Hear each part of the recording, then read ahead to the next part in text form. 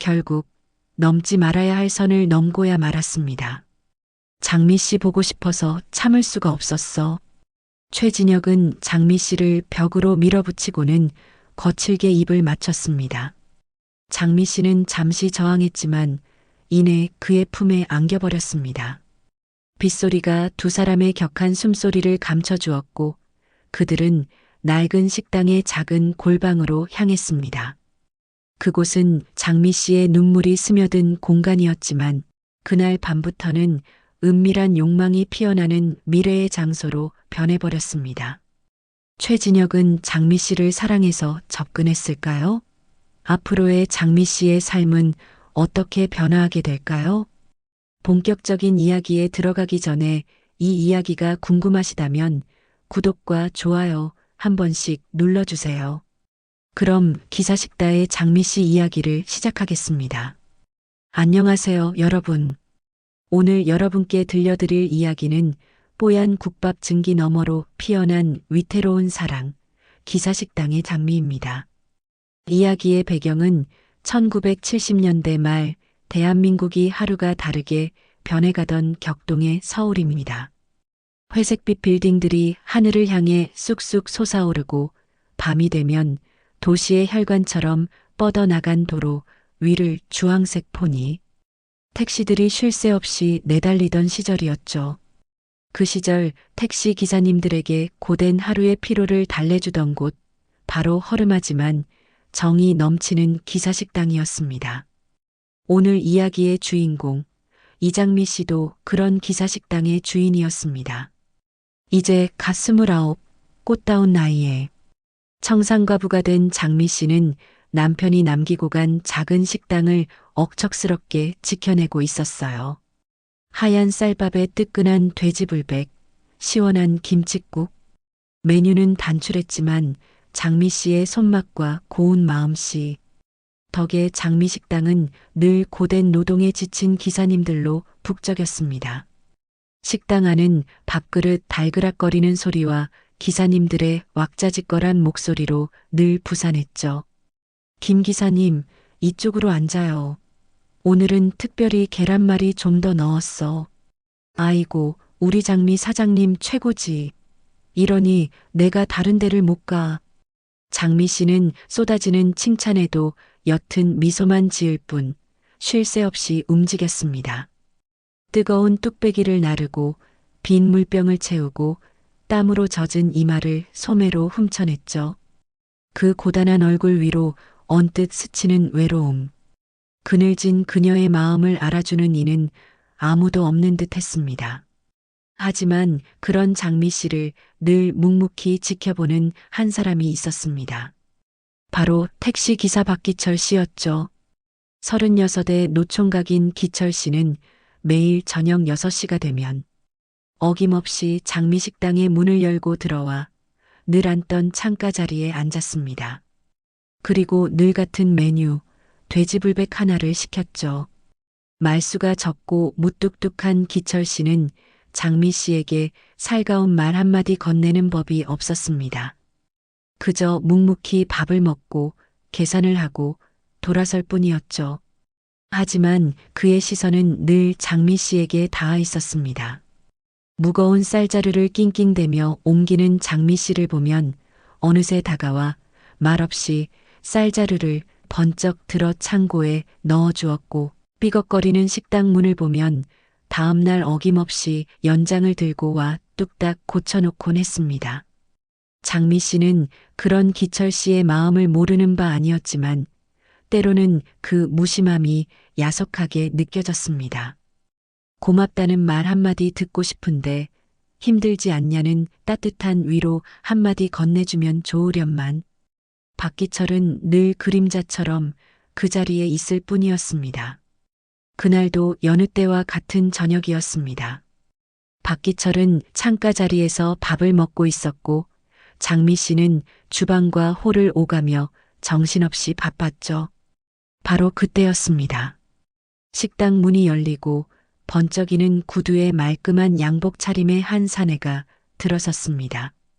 기름때 낀 작업복 차림의 기사님들 사이에서 그는 단연 눈에 띄었죠. 그는 식당 안을 한번 쓱 훑어보더니 땀 흘리며 일하는 장미 씨에게 시선을 고정했습니다. 저 사장님, 혹시 이 근처에 카센터가 있습니까? 차가 갑자기 길에 서서요. 나긋나긋하면서도 힘 있는 목소리. 장미 씨는 고개를 들어 그를 바라봤습니다. 잘생긴 얼굴, 온몸에서 풍기는 부티. 한눈에 봐도 평범한 사람은 아니었습니다. 저쪽 골목으로 꺾어지면 바로 하나 있긴 한데 지금 시간이면 문 닫았을 거예요.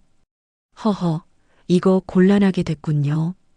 그럼 염치 없지만 여기서 잠시 전화 한 통만 써도 되겠습니까? 그의 이름은 최진혁. 이제 막 강남 개발붐을 타고 떠오르는 건설사의 사장이었습니다. 그는 수화기를 드는 척하며 장미 씨에게서 눈을 떼지 못했습니다. 고된 노동에도 불구하고 29 장미 씨의 미모는 시들지 않은 장미꽃처럼 위태롭고도 아름다웠기 때문이죠. 이런 누추한 곳에 이렇게 고운 분이 계실 줄이야. 마치 흙 속에서 진주를 발견한 기분입니다. 최진혁의 노골적인 칭찬에 장미 씨의 얼굴이 붉게 달아올랐습니다. 평생 들어본 적 없는 간지러운 말. 팍팍한 현실 속에서 잊고 살았던 여자로서의 자신을 일깨우는 말이었습니다. 그 순간 창가 자리에서 묵묵히 식사를 하던 박기철의 숟가락질이 아주 잠시 멈칫했습니다. 그의 미간이 희미하게 찌푸려졌지만 아무도 그 변화를 눈치채지 못했죠. 최진혁은 결국 그날 밤 자신의 기사를 불러 돌아갔습니다. 하지만 그는 돌아가는 순간까지도 끈적한 시선으로 장미 씨를 바라보며 의미심장한 말을 남겼습니다. 사장님, 식당 이름이 장미식당이던데 사장님과 참 잘 어울리는 이름입니다. 곧 다시 들르겠습니다. 이 맛있는 음식과 아름다운 장미를 보러요. 최진혁이 떠난 식당 안에는 잠시 어색한 침묵이 흘렀습니다. 장미 씨는 자신도 모르게 두근거리는 가슴을 애써 진정시켰습니다. 고개를 들자 창가 너머로 자신을 바라보는 박기철의 깊은 눈과 마주쳤습니다. 그 눈빛 속에는 평소와 다른 무어라 형용할 수 없는 감정이 담겨 있었습니다. 그것은 걱정일까요? 아니면 질투였을까요? 그렇게 고요했던 장미식당에 작은 파문이 일기 시작했습니다. 순박한 사랑과 위험한 욕망, 그 거대한 폭풍의 전조였습니다. 최진혁이라는 남자가 다녀간 후 장미식당의 공기는 미묘하게 달라졌습니다. 늘 똑같이 끓어오르던 국밥의 증기마저도 어쩐지 더 무겁고 더 외롭게 느껴졌죠. 이장미 씨의 마음이 그랬기 때문일 겁니다.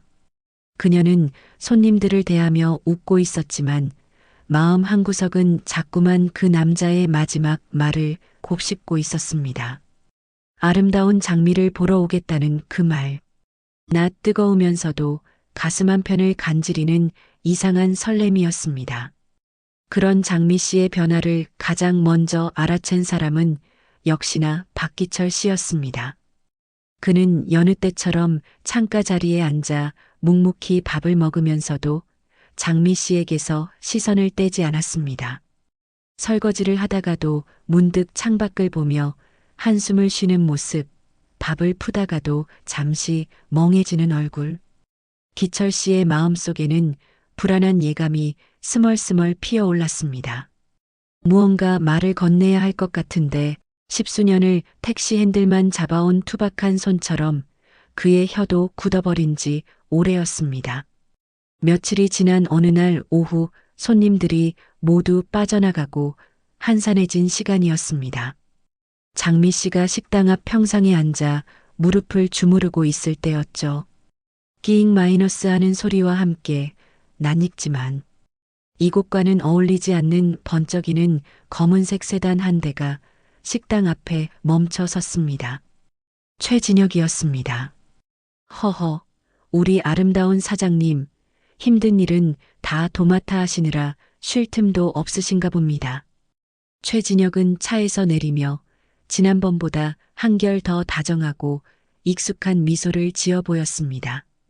그의 손에는 당시 서민들은 구경하기도 힘들었던 유명 백화점의 쇼핑백이 들려 있었죠.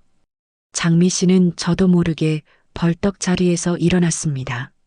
아니, 사장님께서 어쩐 일로? 지나는 길에 우리 사장님 생각이 나서 들렀습니다. 식사는 하셨습니까? 혹 방해가 된 건 아닌지 모르겠군요. 최진혁은 능숙하게 장미 씨의 곁으로 다가와 쇼핑백을 건넸습니다. 장미 씨는 당황하며 손사래를 쳤죠. 아닙니다, 사장님. 이걸 제가 어떻게 받아요? 이러시면 안 됩니다. 별거 아닙니다. 그저 제 성이라고 생각해 주십시오. 장미 씨처럼 고운 분께는 그에 어울리는 선물이 필요하다고 생각했을 뿐입니다. 최진혁은 장미 사장님이 아닌 장미 씨라고 불렀습니다. 그 작은 호칭의 변화가 두 사람 사이의 거리를 단숨에 무너뜨리는 것만 같았죠. 장미 씨가 어쩔 줄 몰라 하자 최진혁은 한 걸음 더 다가서며 나지막이 속삭였습니다. 아름다운 그림은 그에 걸맞은 멋진 액자에 걸어야 그 가치가 더 빛나는 법입니다. 이 장미 식당의 주인보다는 그저 여자 이장미에게 드리는 선물이라고 생각해 주십시오. 그의 달콤한 말은 독처럼, 그러나 거부할 수 없는 꿀처럼 장미 씨의 마음속으로 스며들었습니다. 결국 장미 씨는 떨리는 손으로 쇼핑백을 받아들고 말았죠. 최진혁은 만족스러운 미소를 지으며 다음을 기약하고는 차를 타고 유유히 사라졌습니다. 홀로 남은 장미 씨는 한참 동안이나 그 자리에 서 있었습니다. 그리고는 마치 귀한 보물을 다루듯 쇼핑백을 들고 식당 안 아무도 보지 않는 작은 골방으로 들어갔습니다. 그곳은 남편과 사별한 후 그녀가 홀로 눈물을 삼키던 유일한 공간이었죠. 떨리는 손으로 쇼핑백을 열자 그 안에는 눈이 시리도록 고운 진홍색 원피스가 들어 있었습니다. 부드러운 촉감, 세련된 디자인. 평생 시장표 몸빼 바지만 입고 살아온 장미 씨가 감히 만져볼 수도 없었던 그런 옷이었습니다. 장미 씨는 홀린 듯 낡은 거울 앞에 섰습니다. 그리고 입고 있던 허름한 옷을 벗고 그 진홍색 원피스를 입어보았습니다. 어깨를 드러내는 과감한 디자인, 허리를 잘록하게 감싸는 선.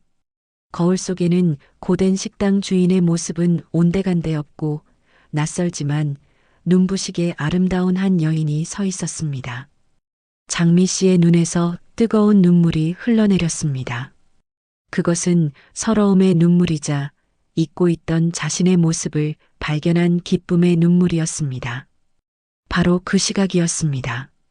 그날따라 유난히 장미 씨가 걱정되었던 박기철은 혹시 무슨 일이 있나 싶어 평소보다 이른 시간에 식당 쪽으로 택시를 몰았습니다. 식당 문은 닫혀 있었지만 작은 골방에서 새어나오는 불빛을 발견했죠. 무슨 일인가 싶어 조심스럽게 다가간 박기철은 낡은 창문 틈으로 안을 들여다보고는 그 자리에 얼어붙고 말았습니다. 생전 처음 보는 화려한 옷을 입고 눈물을 흘리면서도 희미하게 미소 짓고 있는 장미 씨의 모습. 그 모습은 박기철이 알던 억척스러운 장미 씨가 아니었습니다. 너무나 아름다워서 그래서 더 가슴이 아팠습니다. 박기철은 그 원피스가 의미하는 것을 직감적으로 알 수 있었습니다. 그가 사주고 싶었지만 감히 엄두도 내지 못했던 세상. 다른 남자가 그녀에게 그 세상을 선물한 것입니다. 박기철은 아무 소리도 내지 못하고 뒷걸음질 쳤습니다. 심장이 쿵 하고 바닥으로 떨어지는 것 같았습니다. 비틀거리며 자신의 택시로 돌아온 그는 핸들 위에 얼굴을 묻었습니다. 굵은 눈물이 쉴 새 없이 터져나왔지만 소리내어 울 수도 없었습니다. 그의 등 뒤로 장미식당 골방의 불빛은 밤늦도록 꺼지지 않았습니다. 위태로운 욕망의 불씨가 그렇게 장미 씨의 마음속에서 활활 타오르기 시작한 밤이었습니다. 최진혁이 선물한 진홍색 원피스는 단순한 옷이 아니었습니다. 그것은 이장미에게 굳게 닫혀있던 욕망의 문을 여는 열쇠와도 같았죠. 그날 이후 최진혁의 방문은 더욱 잦아졌고 더욱 대담해졌습니다. 그는 더 이상 손님인 척하지 않았습니다. 손님이 없는 한낮이나 식당 문을 닫은 늦은 밤에 찾아와 장미 씨의 마음을 흔들어 놓았습니다. 장미 씨, 이런 곳에만 있기에는 너무 아까운 사람이야. 내가 더 넓은 세상을 보여줄게. 이 손 좀 봐. 이렇게 고운 손으로 평생 국밥만 푸면서 살 거야? 최진혁은 장미 씨의 거칠어진 손을 부드럽게 감싸주며 속삭였습니다. 그의 손길은 뜨거웠고 그의 눈빛은 거부할 수 없는 힘을 가지고 있었죠. 장미 씨는 그가 유부남이라는 사실을 알면서도 그의 유혹에서 벗어날 수가 없었습니다. 고된 현실은 그녀를 지치게 했고 최진혁이 보여주는 달콤한 세상은 너무나 매혹적이었기 때문입니다. 결국 넘지 말아야 할 선을 넘고야 말았습니다. 어느 비오는 늦은 밤 마지막 손님까지 떠나보내고 식당을 정리하던 장미 씨의 등 뒤로 최진혁이 나타났습니다. 비에 젖은 그의 모습은 어딘지 모르게 더 위험하고 섹시하게 느껴졌죠. 장미 씨 보고 싶어서 참을 수가 없었어. 최진혁은 장미 씨를 벽으로 밀어붙이고는 거칠게 입을 맞췄습니다. 장미 씨는 잠시 저항했지만 이내 그의 품에 안겨버렸습니다. 빗소리가 두 사람의 격한 숨소리를 감춰주었고 그들은 낡은 식당의 작은 골방으로 향했습니다. 그곳은 장미 씨의 눈물이 스며든 공간이었지만 그날 밤부터는 은밀한 욕망이 피어나는 미래의 장소로 변해버렸습니다. 두 사람의 위험한 관계는 그렇게 시작되었습니다. 최진혁은 장미 씨에게 돈과 선물을 아낌없이 안겨주었습니다. 낡았던 식당 주방 기구들은 번쩍이는 새 것으로 바뀌었고 장미 씨의 옷장에는 시장표 옷 대신 백화점의 값비싼 옷들이 채워졌습니다. 장미 씨는 죄책감을 느끼면서도 그가 주는 풍요로움에 서서히 중독되어 갔습니다. 하지만 세상에 완벽한 비밀은 없는 법이죠. 두 사람의 관계를 가장 먼저 그리고 가장 아프게 눈치챈 사람은 박기철이었습니다. 그는 매일 저녁 같은 시간에 식당을 찾았지만 더 이상 예전처럼 장미 씨와 눈을 맞추지 못했습니다. 그저 고개를 숙인 채 밥만 먹고 돌아갈 뿐이었죠. 박기철은 모든 것을 알고 있었습니다. 늦은 밤 식당 앞을 서성이다 보면 어김없이 최진혁의 검은 세단이 멈춰 서는 것을 보았습니다. 그리고 한참 뒤에야 골방에 불이 켜졌다가 꺼지는 것도요. 심지어 어느 날은 두 사람이 골방 창문 너머로 서로를 끌어안고 있는 모습을 목격하기까지 했습니다. 그 순간 박기철의 세상은 무너져 내렸습니다. 가슴을 칼로 도려내는 듯한 고통에 숨조차 쉴 수 없었죠. 그는 자신의 낡은 택시 안에서 피눈물을 삼켰습니다. 당장이라도 식당으로 뛰어들어가 최진혁의 멱살을 잡고 장미 씨를 흔들어 깨우고 싶었습니다. 저 남자는 당신을 잠시 스쳐가는 바람일 뿐이라고, 당신의 순정을 짓밟고 있는 거라고 소리치고 싶었습니다. 하지만 그럴 수 없었습니다. 자신은 장미 씨에게 아무것도 해줄 수 없는 가난한 택시 기사일 뿐이니까요. 그에게는 장미 씨를 비난할 자격도 최진혁에게서 그녀를 빼앗아 올 힘도 없었습니다. 그날 이후 박기철은 말없이 장미 씨의 곁을 지켰습니다. 그는 장미 씨가 위험한 불장난을 하고 있다는 것을 알면서도, 그녀가 상처받을 것을 알면서도 떠날 수가 없었습니다. 그저 그녀가 언젠가 현실을 깨닫고 돌아왔을 때 기댈 수 있는 마지막 언덕이 되어주기 위해 묵묵히 그 자리를 지키기로 결심한 것입니다. 어느 날 저녁 박기철은 평소처럼 식당에 들렀습니다.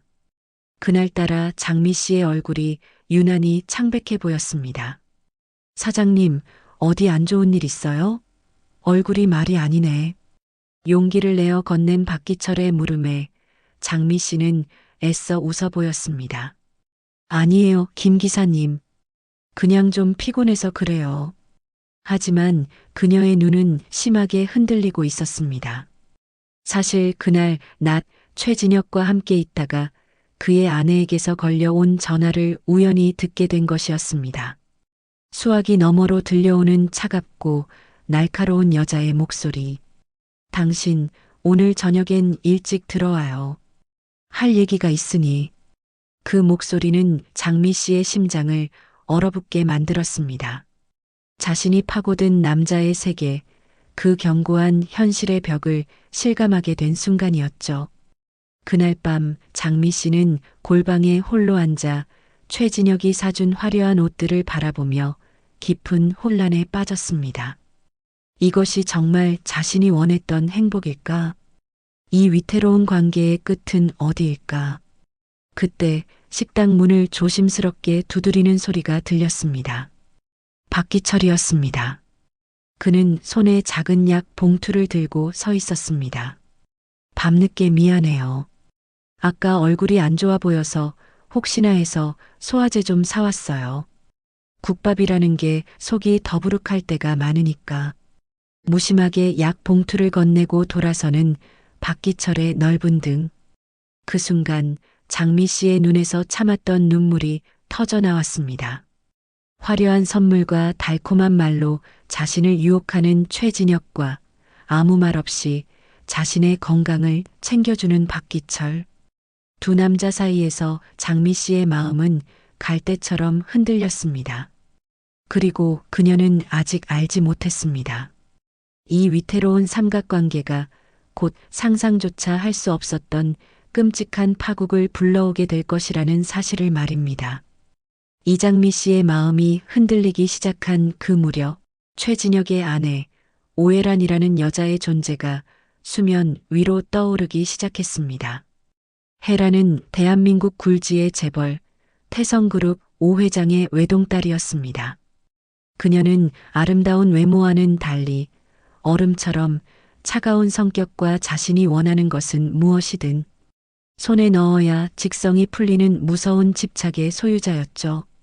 최진혁이 젊은 나이에 건설사 사장으로 성공할 수 있었던 것도 모두 그녀의 아버지, 즉 장인의 막강한 배경 덕분이었습니다. 최진혁은 사실상 대릴 사위나 다름없는 처지였던 겁니다. 혜라는 남편의 작은 변화들을 놓치지 않았습니다. 늦어지는 귀가, 낯선 향수 냄새, 그리고 자신을 대하는 미묘하게 달라진 태도. 그녀의 예리한 촉수는 이미 남편에게 다른 여자가 생겼음을 감지하고 있었습니다. 혜라는 사람을 붙여 최진혁의 뒤를 밟기 시작했고 그가 허름한 기사식당을 드나들며 그곳의 젊은 여주인과 미래를 즐기고 있다는 사실을 알아내는 데는 그리 오랜 시간이 걸리지 않았습니다.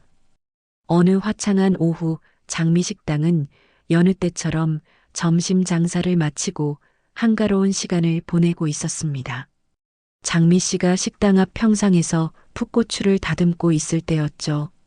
어제까지 내리던 비는 그치고 햇살이 눈부시게 쏟아지는 날이었습니다. 그때 식당 앞에 고급 외제차 한 대가 미끄러지듯 멈춰 섰습니다. 차에서 내린 사람은 머리부터 발끝까지 최고급 명품으로 치장한 한눈에 봐도 범상치 않은 기품을 지닌 중년 여성이었습니다. 바로 오해란이었죠. 혜란은 선글라스를 살짝 내리며 벌레라도 보듯 장미 씨를 위아래로 훑어보았습니다. 그 차갑고 경멸적인 시선에 장미 씨는 저도 모르게 몸을 움츠렸습니다. 당신이 이장미 씨? 혜란의 목소리는 얼음장처럼 차가웠습니다. 장미 씨는 고개를 끄덕이는 것 외에 아무것도 할 수 없었죠. 혜란은 피식 웃으며 장미 씨에게 다가왔습니다. 내 남편이 이런 누추한 곳에서 이런 여자랑 놀아나고 있었다니. 취향 한번 독특하네. 그 순간 장미 씨의 머릿속이 하얗게 비는 것 같았습니다. 심장이 바닥으로 곤두박질 치는 기분이었죠. 올 것이 왔구나. 헤라는 장미 씨의 혼란스러운 얼굴을 즐기기라도 하듯 천천히 말을 이었습니다.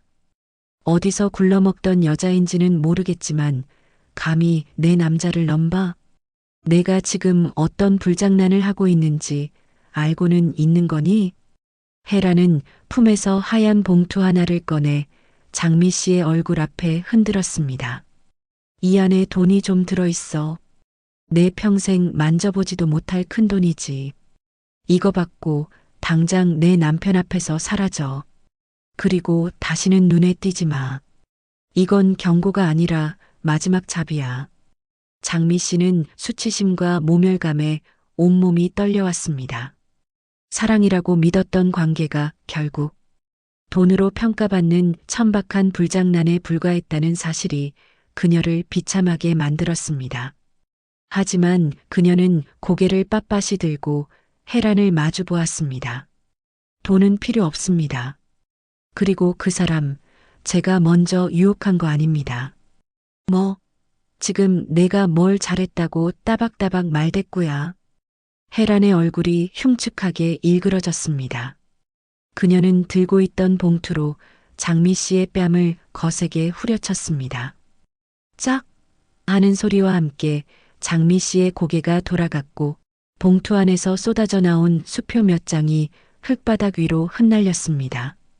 이 천한 것, 내가 감히 누굴 상대로. 내 남편이 너 같은 싸구려 여자한테 잠시 한눈 판 건 사실이지만 그는 절대 나를, 그리고 내 아버지가 이뤄놓은 이 세계를 버릴 수 없어. 넌 그냥 잠깐 가지고 노는 장난감에 불과하다고. 알아들어? 헤란의 악독한 말들이 비수처럼 장미 씨의 가슴에 박혔습니다. 그때였습니다.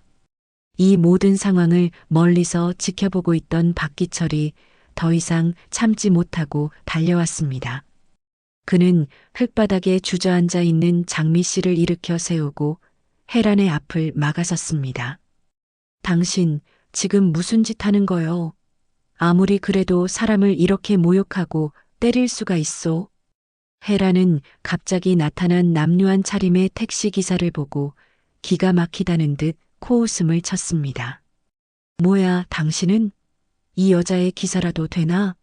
끼리끼리들 논다더니 꼴이 아주 우습군. 함부로 말하지 마시오. 이 사람은 당신 같은 사람들이 함부로 대할 사람이 아니란 말이오. 박기철은 주먹을 불끈 쥐었지만 차마 여자인 헤란을 때릴 수는 없었습니다. 그저 분노로 부들부들 떨 뿐이었죠.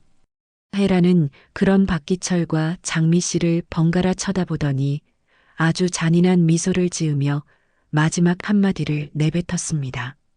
아, 그리고 한 가지 더 알려줄까? 내 남편, 최진혁 사장. 그 사람이 왜 너 같은 여자한테 접근했는지 정말 모르는 거야? 이 식당, 그리고 이 일대 땅. 전부 다 우리 태성그룹에서 곧 재개발 들어갈 부지야. 내 그 작은 식당 하나 때문에 알박기라도 할까봐 내 똑똑한 남편이 직접 몸으로 해결하러 나선 거라고. 사랑? 웃기지 마. 처음부터 끝까지 다 비즈니스였을 뿐이야. 그 말은 장미 씨에게 사형 선고나 다름없었습니다. 사랑, 설렘, 미래에 대한 작은 희망까지 모든 것이 산산조각 나버렸습니다. 자신은 처음부터 끝까지 철저하게 이용당한 것이었습니다. 장미 씨의 눈에서 힘없이 눈물이 흘러내렸습니다. 박기철은 무너지는 장미 씨를 부축하며 헤란을 향해 증오에 찬 눈빛을 보냈습니다. 헤란은 만족스러운 표정으로 차에 올라타며 창문을 내리고 마지막 말을 남겼습니다. 내일까지 이 돈 받고 깨끗이 사라져. 그러지 않으면 내 그 하찮은 식당뿐만 아니라 내 인생 자체가 땅속에 파묻히게 될 테니 명심해. 차가 떠나고 식당 앞에는 장미 씨의 처절한 울음소리와 바람에 흩날리는 수표 몇 장, 그리고 그녀를 안고 함께 눈물을 흘리는 박기철만이 남아 있었습니다. 파국의 서막은 그렇게 가장 잔인한 방식으로 막을 올렸습니다. 오해란이 남기고 간 진실의 파편들은 이장미의 세상을 송두리째 무너뜨렸습니다. 사랑이라 믿었던 모든 것이 거짓이었고 자신은 그저 재개발 사업의 걸림돌을 치우기 위한 장기판의 졸에 불과했다는 사실. 그 끔찍한 깨달음은 장미 씨의 영혼을 갈기갈기 찢어 놓았습니다. 그녀는 며칠 동안 식당 문을 굳게 닫아 걸고 한때 미래의 장소였던 작은 골방에 틀어박혀 식음을 전폐했습니다. 최진혁이 사준 화려한 옷들은 이제 그녀에게 고통의 증거일 뿐이었습니다. 장미 씨는 그 옷들을 가위로 잘게 잘라내며 오열했습니다. 자신의 어리석음과 순진함을 저주했고 최진혁이라는 남자를 향한 배신감과 증오로 몸을 떨었죠. 흑흑 내가 바보였어. 다 끝났어. 박기철은 그런 장미 씨를 차마 혼자 둘 수 없었습니다. 그는 매일같이 식당 문을 두드렸지만 안에서는 아무런 대답도 들려오지 않았습니다. 그는 그저 문 앞에 따뜻한 죽이 담긴 보온병을 놓아두고 밤늦도록 식당 주변을 서성이다 돌아가곤 했습니다. 장미 씨가 잘못된 선택이라도 할까봐 그의 마음은 타들어가는 듯 했습니다. 며칠이 지났을까 장미 씨는 헬쑥해진 얼굴로 식당 문을 열고 밖으로 나왔습니다. 눈물로 얼룩진 얼굴은 생기를 잃었고 두 눈은 텅 비어 있었습니다. 그녀는 마치 홀린 사람처럼 정처 없이 걷기 시작했습니다. 그녀의 발길이 닿은 곳은 차들이 쌩쌩 달리는 한강 다리 위였습니다. 검고 깊은 강물이 그녀를 유혹하는 듯 일렁였습니다. 모든 것을 끝내고 싶다는 충동이 그녀의 머릿속을 지배했습니다. 그래, 이렇게 끝내는 거야. 더 이상 비참하게 살고 싶지 않아. 장미 씨가 난간 위로 위태롭게 올라서려던 바로 그 순간 누군가 그녀의 팔을 거칠게 잡아챘습니다. 박기철이었습니다. 그는 장미 씨가 걱정되어 내내 그녀의 뒤를 쫓고 있었던 겁니다. 사장님, 지금 뭐 하는 짓이오? 정신 차려요. 박기철은 장미 씨를 끌어안고 절규했습니다. 장미 씨는 그의 품에 안겨 아이처럼 서럽게 울었습니다. 기철 씨, 나 너무 힘들어 죽고 싶어. 죽긴 왜 죽어? 그깟 놈 때문에 당신 인생을 포기해? 안 돼. 절대 안 돼. 내가 있잖아. 내가 있는데 왜 죽어? 박기철은 처음으로 자신의 마음을 격하게 터뜨렸습니다. 그의 품은 투박했지만 세상에서 가장 따뜻하고 안전한 피난처처럼 느껴졌습니다. 장미 씨는 그제야 자신이 혼자가 아니라는 사실을 깨달았습니다. 그날 밤 박기철은 장미 씨를 식당으로 데려와 따뜻한 죽을 끓여주었습니다. 그리고 자신의 이야기를 조심스럽게 꺼내놓기 시작했습니다. 사실 나도 사장님처럼 아픈 상처가 있어. 아주 오래전 월남전에 파병 갔다가 돌아왔지. 거기서 둘도 없는 전우를 잃었소. 내 눈앞에서, 내 바로 옆에서. 박기철의 목소리가 가늘게 떨렸습니다. 그는 1970년대 초 많은 젊은이들처럼 돈을 벌기 위해 월남으로 떠났던 파월 장병이었습니다. 그는 그곳에서 겪었던 끔찍한 전쟁의 기억과 눈앞에서 전우를 잃었던 트라우마를 평생 가슴에 묻고 살아왔던 것입니다. 그가 늘 말없이 무뚝뚝했던 이유, 사람들과 깊은 관계를 맺지 못했던 이유가 바로 그 상처 때문이었죠. 그 친구가 죽어가면서 내게 부탁을 했소. 자기한테 어린 여동생이 하나 있는데 꼭 좀 돌봐달라고. 그 친구 이름이 이진수였소. 그 순간 장미 씨의 울음이 멎었습니다. 그녀의 눈이 믿을 수 없다는 듯 크게 뜨였습니다. 이진수요? 우리 오빠 이름인데. 장미 씨에게는 어릴 적 헤어진 오빠가 한 명 있었습니다. 가난한 집안 형편 때문에 일찍이 돈을 벌러 집을 나간 뒤 월남으로 갔다는 소식만 들었을 뿐, 그 후로 생사를 알 수 없었던 오빠. 장미 씨는 그 오빠의 얼굴조차 가물가물했습니다. 박기철은 놀라 굳어버린 장미 씨를 바라보며 떨리는 손으로 품 안에서 낡고 빛바랜 흑백 사진 한 장을 꺼냈습니다. 사진 속에는 젊은 군복 차림의 두 남자가 어깨동무를 하고 환하게 웃고 있었습니다. 한 명은 앳된 모습의 박기철이었고 다른 한 명은 장미 씨가 희미하게 기억하는 오빠의 얼굴과 너무나도 닮아 있었습니다. 이 사람이 진수요. 그리고 이게 진수가 죽기 전에 내게 준 사진이요. 자기 동생 사진이라고 꼭 찾아달라고. 박기철이 내민 또 다른 사진. 그것은 교복을 입은 앳된 소녀의 사진이었습니다. 바로 어린 시절의 이장미였습니다. 세상에 이런 기막힌 우연이 있을까요? 박기철은 전사한 전우의 마지막 부탁을 지키기 위해 수소문 끝에 그의 여동생이 기사식당을 하고 있다는 것을 알게 되었습니다. 하지만 막상 그녀를 찾아왔을 때 차마 자신이 오빠의 전우라는 사실을 밝힐 용기가 나지 않았습니다. 오빠의 죽음을 알리는 것이 그녀에게 또 다른 상처가 될까 두려웠기 때문입니다. 그래서 그는 그저 매일같이 식당을 찾아와 그녀가 잘 지내는지 지켜보는 것만으로 만족해야 했습니다.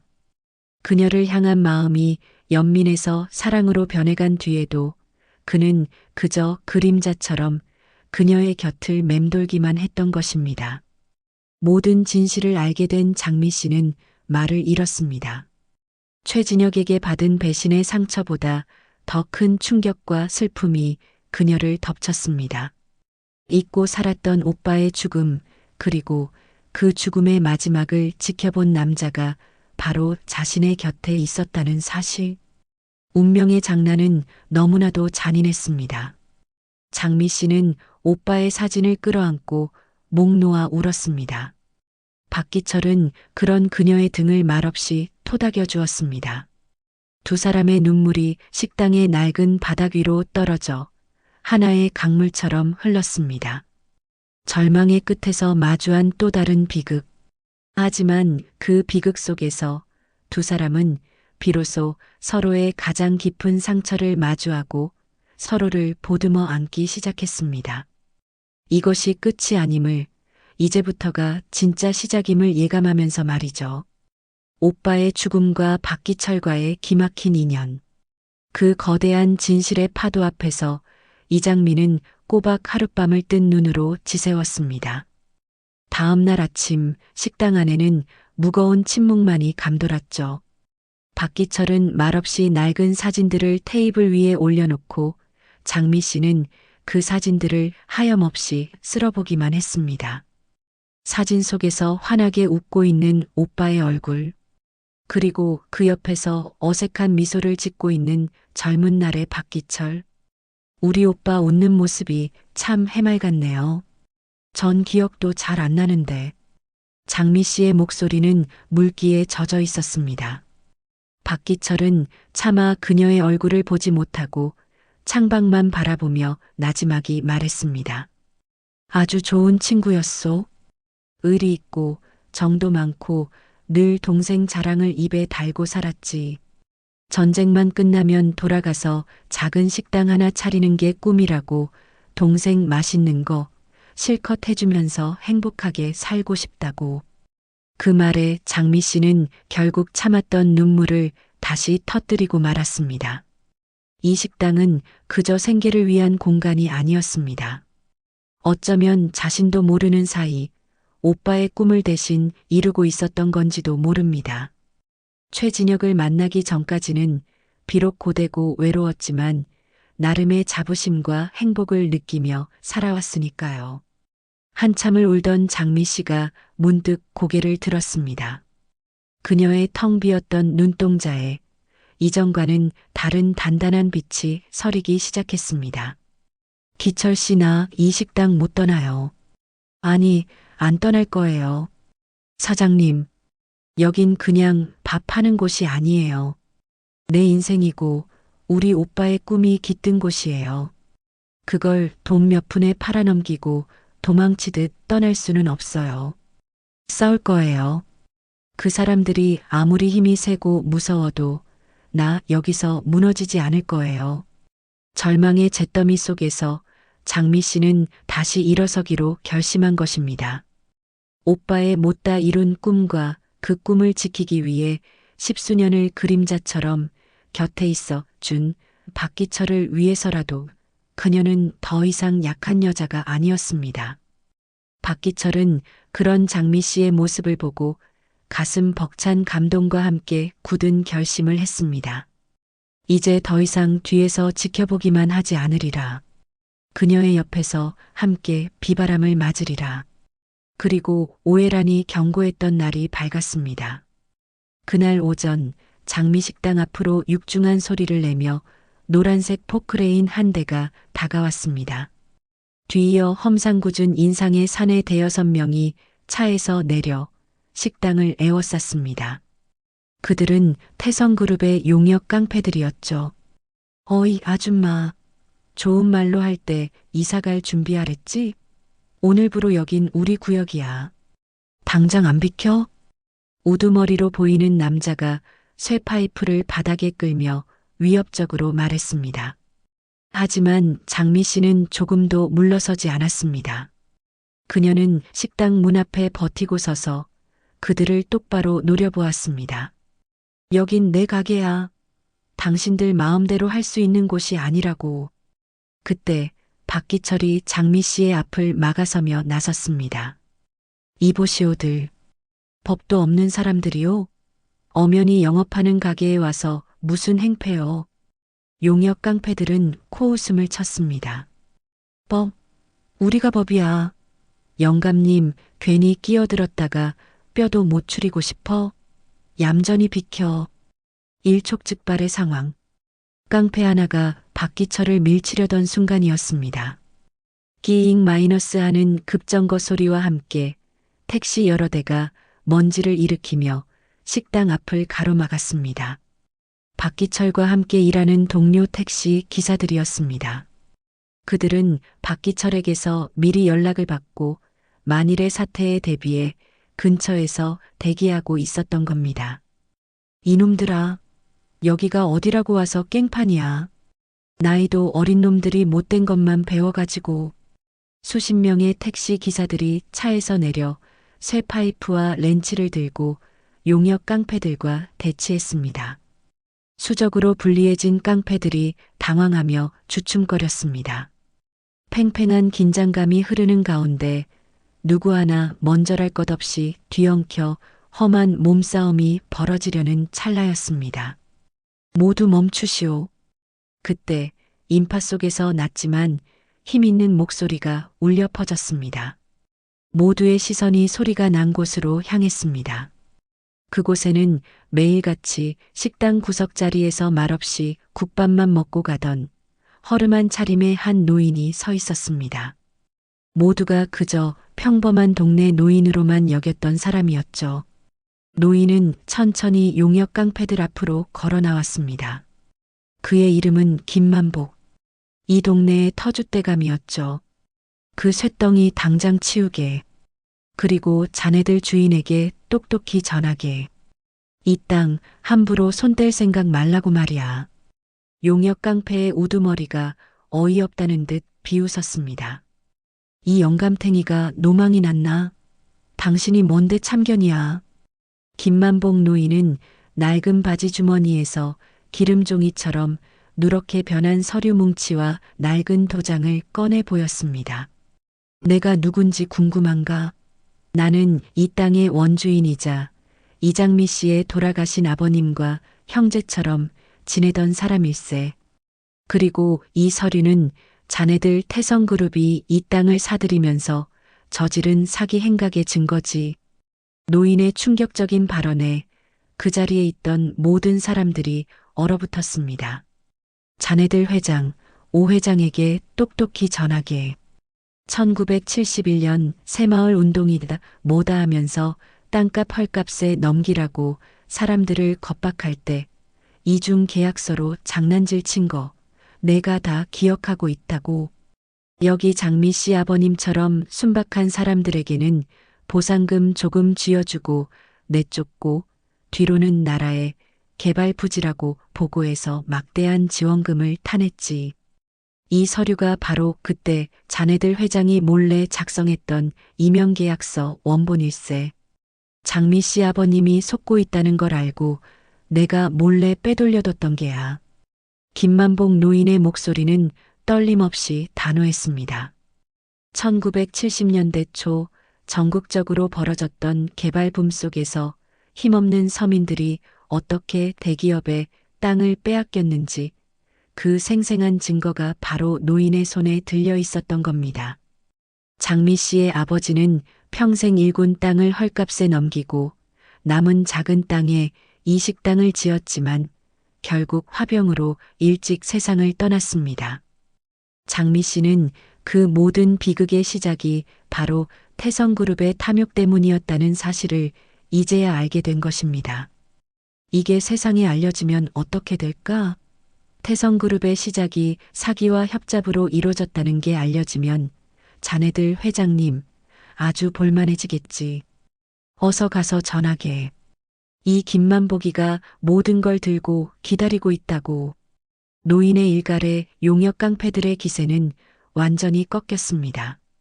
이건 단순한 철거방해 문제가 아니었습니다. 그룹 전체의 명운이 걸린 거대한 비리의 증거였습니다. 우두머리는 침을 꿀꺽 삼키더니 아무 말 없이 부하들을 데리고 물러났습니다.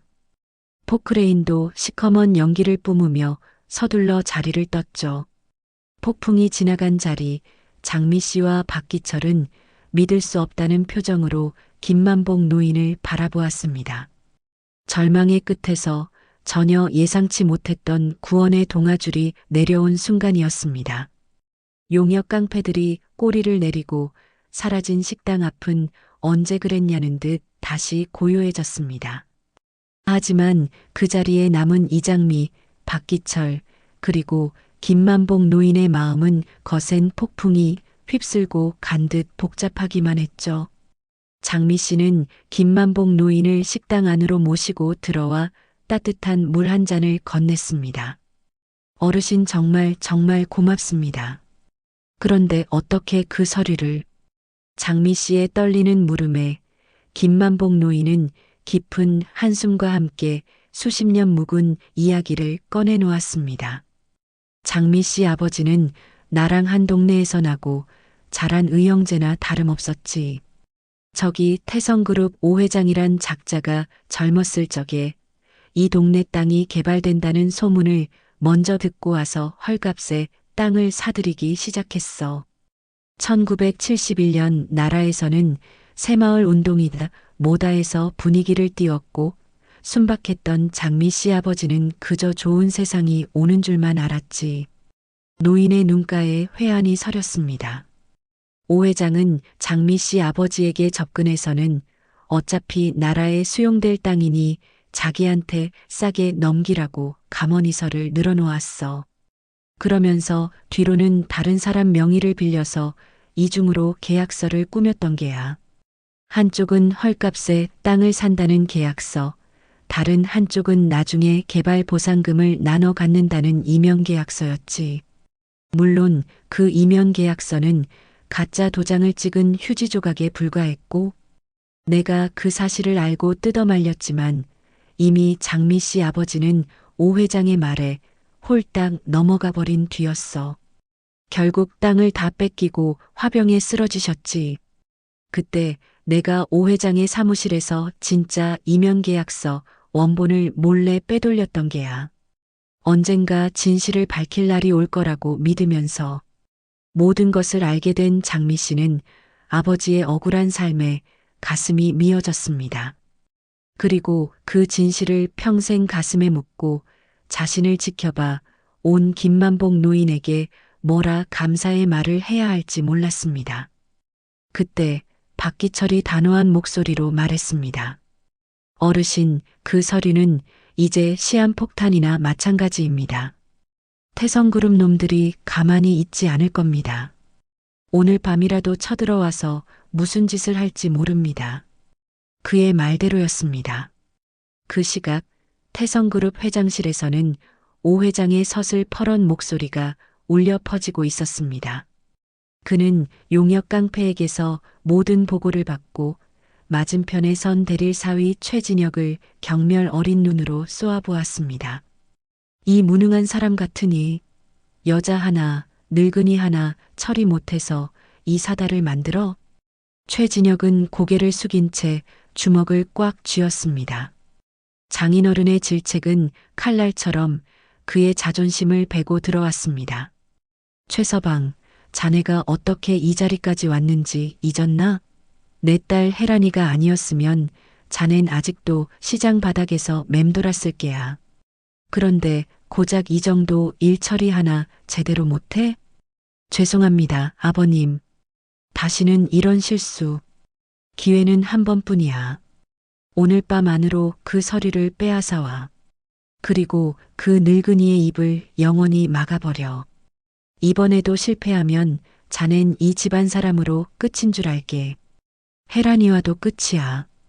오 회장의 목소리는 얼음장처럼 차가웠습니다. 자신의 모든 것을 쥐고 흔드는 장인어른의 협박.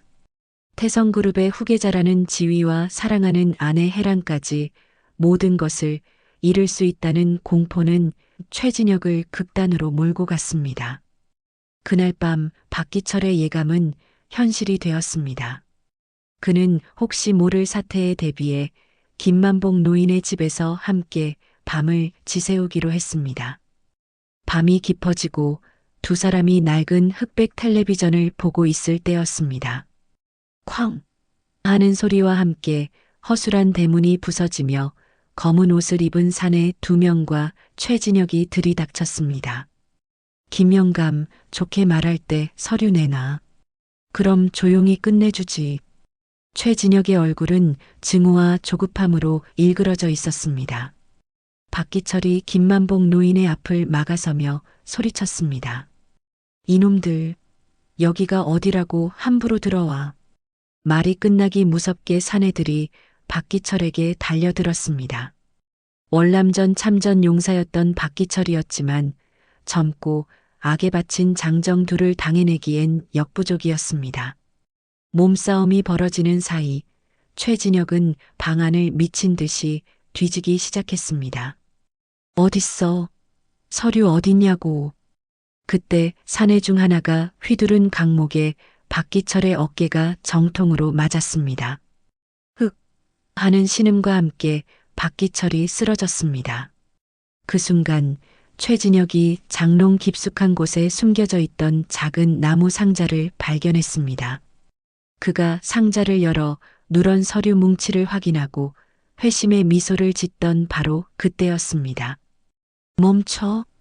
문가에서 얼음처럼 차가운 목소리가 들려왔습니다. 이장미였습니다. 박기철이 밤늦도록 연락이 없자 불길한 예감에 김만복 노인의 집으로 달려온 것이었죠. 그녀의 눈에는 한때 사랑이라 믿었던 남자에 대한 경멸과 쓰러진 박기철을 향한 걱정이 뒤엉켜 불타오르고 있었습니다. 최진혁 씨, 당신 정말 짐승만도 못한 인간이었군요. 최진혁은 당황했지만 이내 서류를 손에 쥐고 차갑게 비웃었습니다. 이장미 씨, 이제 와서 막아봤자 소용없어. 모든 건 끝났다고. 당신은 처음부터 나한테 상대가 안 됐어. 최진혁이 서류를 들고 돌아서려던 순간 장미 씨는 뜻밖에도 희미하게 미소를 지었습니다. 그건 체념의 미소가 아니었습니다. 오히려 상대를 비웃는 듯한 차가운 미소였죠. 그 서류 진짜라고 생각해요? 뭐? 기철 씨가 말해줬어요.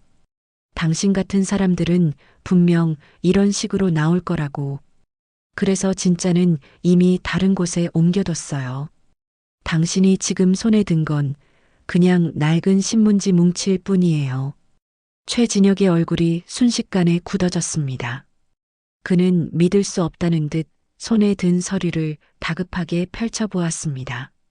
장미 씨의 말대로 기름종이처럼 누렇게 변한 종이 안에는 낡은 신문지 조각들만 들어 있었습니다.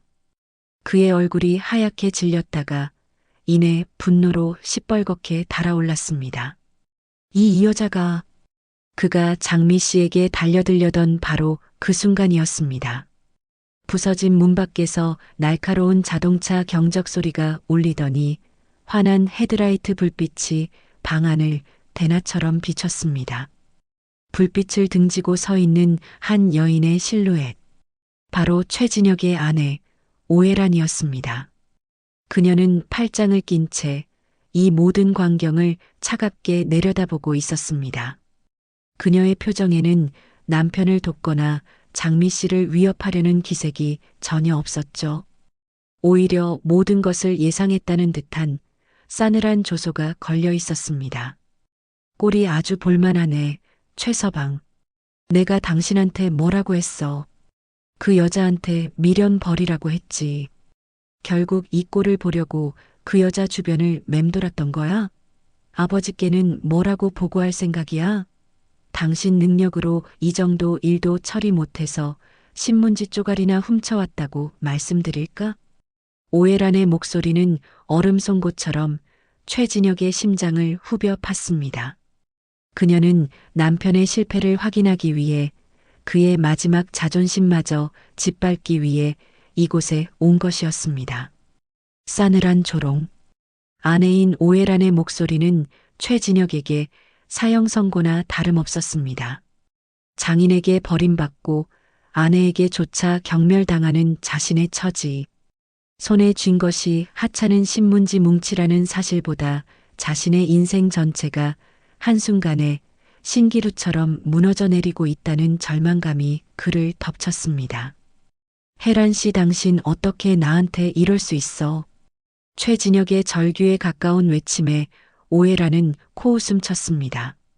내가 뭘?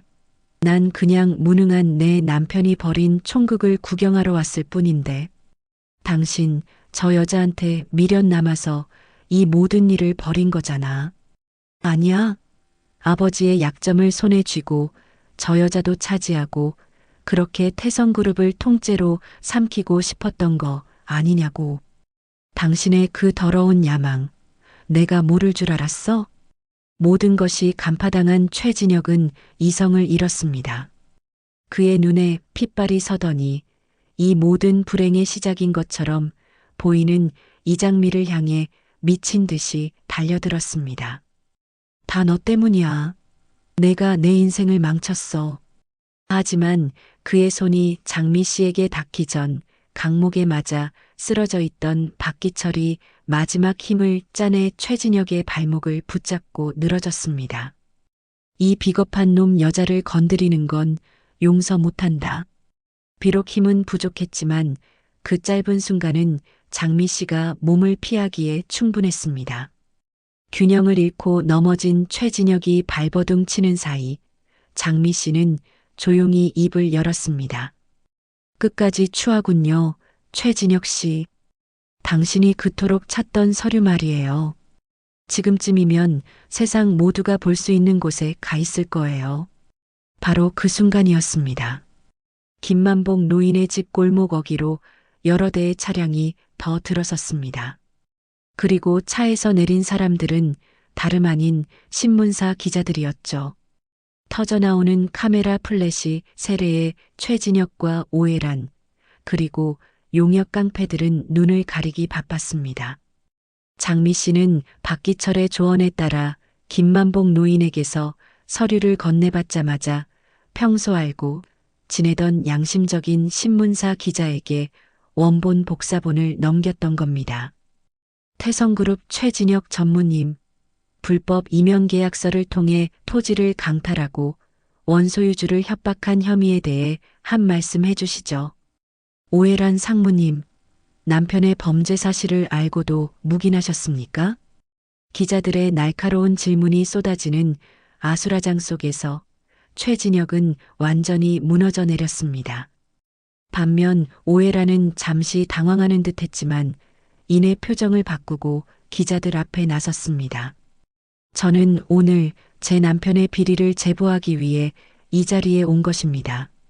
태성그룹은 이번 일을 계기로 뼈를 깎는 쇄신을 통해 거듭날 것을 약속드립니다. 그녀는 그렇게 남편과 아버지를 제물로 삼아 자신만의 왕국을 세울 준비를 하고 있었습니다. 그 모습은 이장미에게 또 다른 형태의 씁쓸함을 남겼죠. 한 달이라는 시간이 흘렀습니다. 태성그룹 5회장 일가의 비리는 연일 신문과 뉴스를 장식했습니다. 5회장과 최진혁은 구속되었고 태성그룹은 창사 이래 최대의 위기를 맞았죠.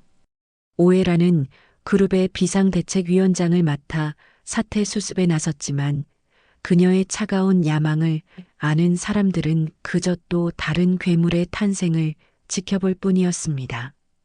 그리고 장미 기사 식당. 그곳에는 다시 평화가 찾아왔습니다.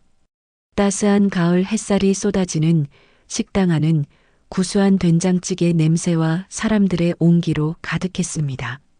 어깨에 깁스를 한 박기철이 한쪽 팔로 서툴게 물을 썰고 있자 이장미가 웃으며 그의 칼을 빼앗아 들었습니다. 아직 무리하면 안 된다니까요. 이리 주세요. 이 정도는 괜찮습니다. 장미 씨 혼자 고생하는데 가만히 있을 수 있나요? 두 사람은 말없이 서로를 바라보며 미소 지었습니다. 그 미소 속에는 함께 폭풍우를 헤쳐온 동지애와 이제 막 시작되려는 설렘이 함께 담겨 있었죠. 김만복 노인은 창가에 앉아 그 모습을 흐뭇하게 바라보며 막걸리 한 사발을 시원하게 들이켰습니다. 식당 문이 열리고 단골 기사들이 우르르 들어왔습니다. 사장님, 오늘 제육볶음은 곱빼기로 줘요. 네, 어서 오세요. 힘차게 대답하는 이장미의 목소리. 그녀의 얼굴에는 더 이상 과거의 그늘이나 상처가 보이지 않았습니다. 아버지의 억울함을 풀고 자신의 소중한 공간을 지켜냈으며 무엇보다 곁을 지켜주는 든든한 사람들을 얻었으니까요. 비바람에 흔들리던 장미는 이제 잿더미가 된 욕망의 폐허 위에서 그 누구보다 강하고 아름다운 꽃을 피워냈습니다. 이곳 수많은 사람들의 땀과 애환이 서린 장미 기사식당에서 말입니다. 그녀의 이야기는 이제 막 새로운 희망을 향해 또 다른 페이지를 넘기고 있었습니다.